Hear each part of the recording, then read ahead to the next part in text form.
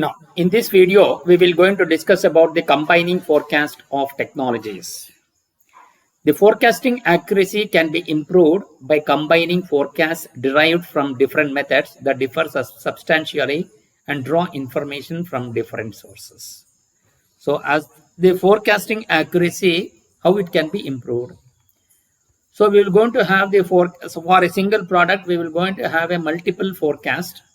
So we will going to take all those forecasts combined, which is been achieved from different techniques, whatever we have been discussed already, and draw information from the different sources. The use of more than one forecasting method often gives the forecaster more insight into the process at work which are responsible for the growth of the technology being forecast.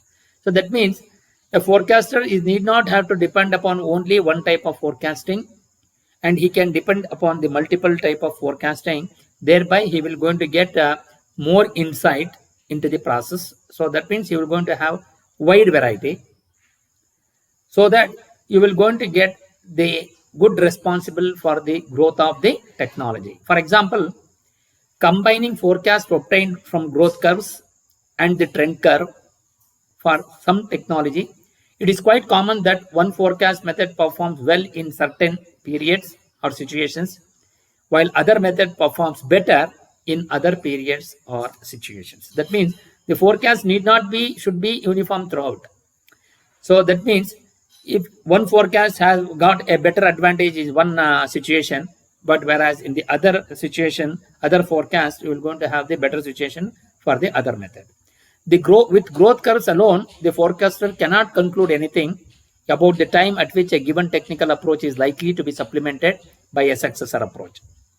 When trend curve alone, the forecaster cannot conclude anything about the ability of a specific technical approach to meet the projected trend, or about the need to look for a successor approach. The use of growth curve and trend curve in combination allows the forecaster to draw some conclusions about the future growth of technology, which might not be possible under ideal conditions, which might not be possible. So that means the growth curve and the trend curve in combination allows forecaster to draw the conclusions. So what the conclusion which can be done about the future growth of technology. So all these things, whatever we are doing for the forecasting is basically because of how the future technology will going to move. Under ideal conditions, it has been found that combined forecasts were more accurate and superior to individual forecasting. Then we have the combining forecast is especially useful when there is uncertainty about the situation, uncertainty about which method is most accurate, and when there is a need to avoid large errors. So when we will going to implement this combining forecasting is, suppose if we have an individual forecast, there we have some uncertainty situations.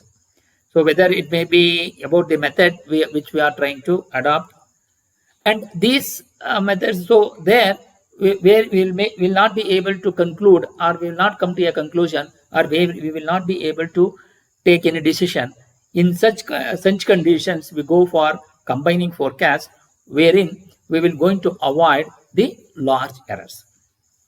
Then comes, now we will going to discuss about the integrating technological product innovation and product development within the enterprise. Within the enterprise means within the organization.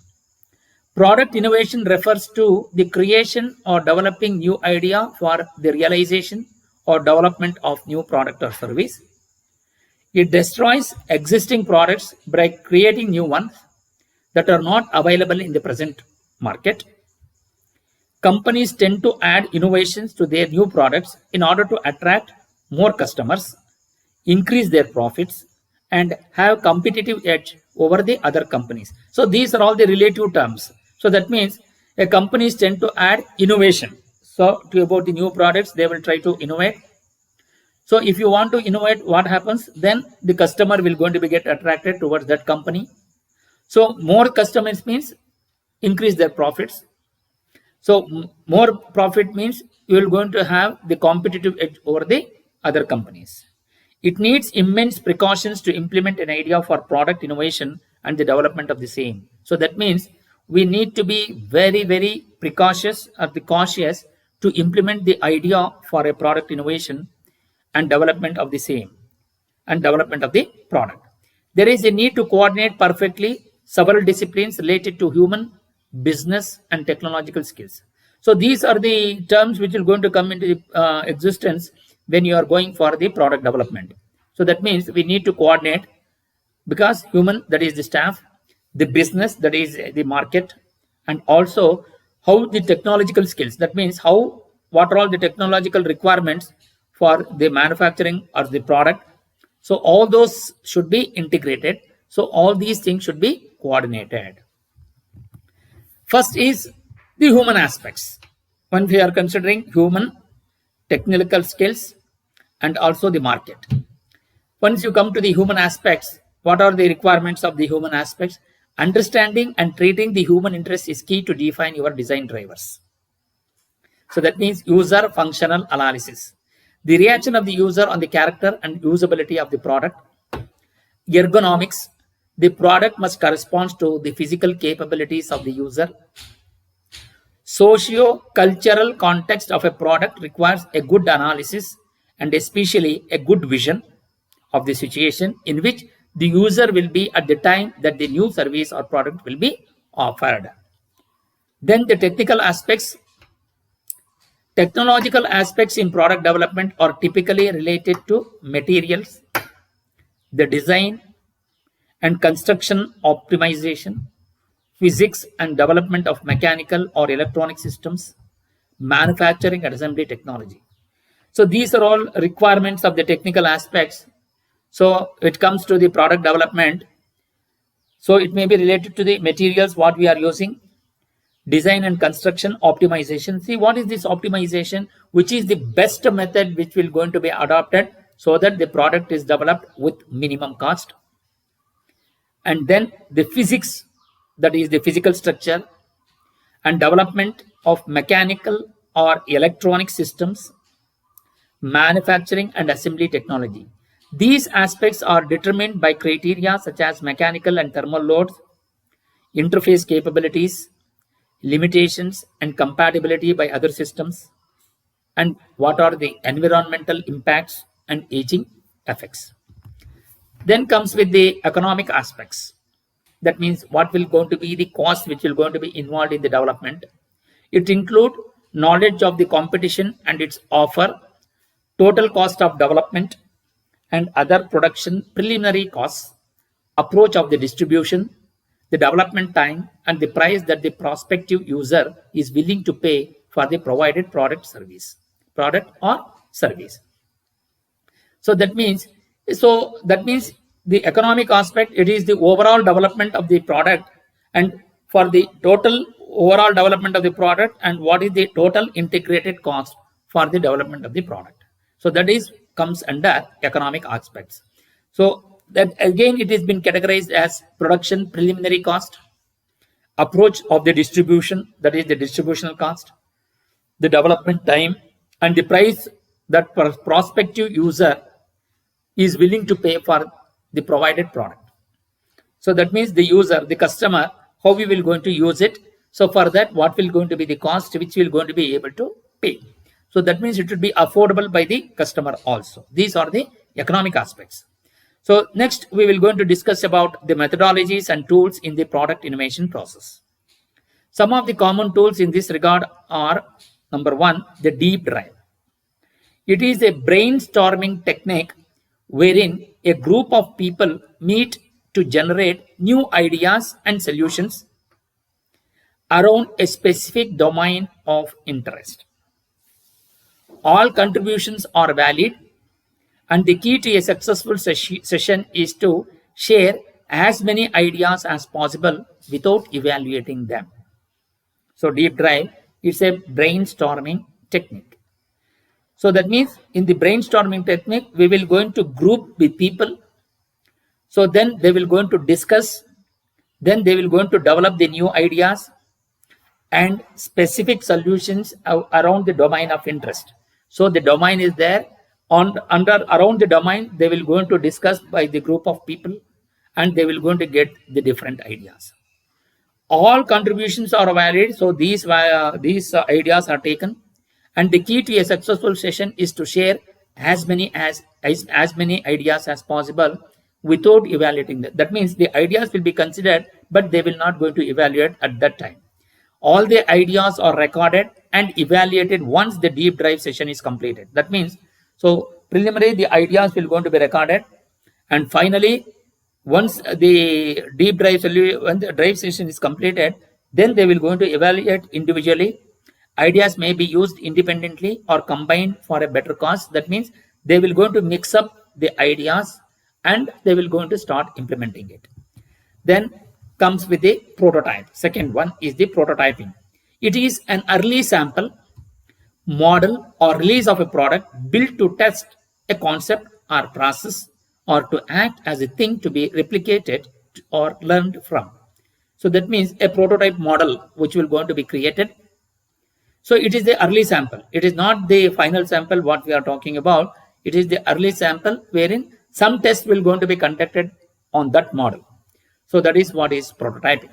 It is mostly regarded as a demo like of a future product. It is just like a demo of a future product. However, prototyping is a critical aspect as it helps to understand, define, and refine the features and specifications of a future product or an idea or a concept. So initially, when we don't have any type of idea, the company will going to develop some prototypes and start making the testing, so that they will going to arrive at some particular concept which will going to be derived out of that prototype model testing. So that means they will go to define and refine the features, specifications of the future product. So then comes the next step is the design thinking. It draws on logic, imagination, intuition, and systematic reasoning to explore the possibilities of what could be and or to create desired outcomes that benefit the end user. So design thinking based on the technological aspect, based on the physical aspect, all those things which are going to be considered. So it draws on logic, so then the imagination, intuitions, and systematic reasoning. It informs human-centered innovation, which begins with developing an understanding of customers or users' unmet or unarticulated needs, thereby helping the innovator to gain greater clarity to find viable, feasible, and desirable ideas. So that means the idea of the human-centered innovation. So once the innovation, he begins to develop an understanding the customers or users' requirement, unmet or unarticulated needs, thereby helping the innovator to gain greater clarity. So that means he will going to get the clarity about the product, and to find viable. That means whether it is possible and it is feasible. So that means the feasible because whether it is cost as affordable, and whether it can be manufactured or whether it can be developed, and desirable ideas. Then price, theory of inventive problem solving. It is a methodology or a technique for innovation that provides excellent principles and concrete tools for creative thinking for technology development. It is more or less similar to brainstorming. However, owing to its complexity, it can be barrier to its use and application. So of course, this is because it's of complexity, so they will not be able to use this in application. It requires involvement and discipline that can pay rich dividends in novel breakthrough solutions as well as reinvigorated problem solving effort to the toughest problems. Of course, this will going to be used when you have a lot of complexity and wherein you have the toughest problem, then we can go for this particular type of the technique. Then we have the open innovation. It involves flow of ideas or knowledge within and outside the organization during the innovation process. Ideas are evaluated and only the best and most promising ones are selected for their development and commercialization. So that means here the ideas, you are going to get the more ideas will be there, and each one of them will going to be evaluated, and only the best one will going to be considered and selected for their development and also for commercialization. Under the open innovation paradigm, there is an important flow of external knowledge into the organization, which turns into projects in cooperation with external partners and causes the purchase and incorporation of external technology. So that means here the ideas will come from the open, that is the external idea will be considered and into the organization, and then they will going to put into projects in cooperation with external partners and causes the purchase and incorporation of external technology. So that means it's the open innovation. So that means it is open to the ideas. Then comes the final result is that some products reach the market by using exclusively internal resources from the initial idea up to the commercialization of the final product. Sometimes what happens is it will come from within the organization and from the reach the market from some result that some products reach the market by using exclusively internal resources from the initial idea to the final product. Co-creation. It is an innovative technique that makes use of people external to the company in the ideation phase of the new product or service development. The people involved in the process may include customers, suppliers, distributors, or the general population who are made aware that they are contributing towards the development of ideas and concepts. And the last one, this is the agile innovation. It refers to an iterative incremental method of managing the idea related to design and build activities of engineering, information technology, and other business areas that aim to provide new product or service development in a highly flexible and interactive manner.